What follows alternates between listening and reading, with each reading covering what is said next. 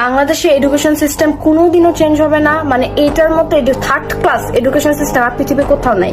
এই যে নতুন শিক্ষামন্ত্রী আসছে, হ্যাঁ মিলন, এই আসার পর থেকে যে অ্যানাউন্সমেন্ট গুলো মেক করতেছে আমি খালি দেখতেছি যে সে বলে এক্সাম হল, টিচার রাখবে, গার্ড বাড়াবে, কিভাবে সেনাবাহিনী আনবে, 2-3 মিনিটে বেশি ওয়াশরুমে থাকা যাবে না, নকল আনা যাবে না, নকল হবে না, বাচ্চারা পড়তে হবে।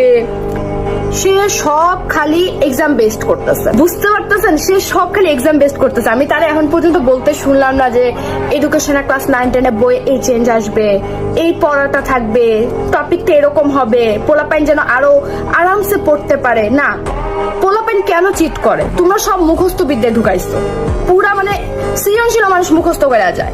আমি কখনো ক্রিয়েটিভ নিজে থেকে লেখা পাশ করতে পারতাম না, ভালো মার্কই তুলতে পারতাম না বাংলায়। কেন? কারণ হচ্ছে আমাকে গাইড ফলো করতে হবে, ওই নিয়মে সৃজনশীল। ভাই সৃজনশীল মানেটা কি তাহলে? মানে আমি যদি আমার মন মতো করে সাজায় না লিখতে পারি,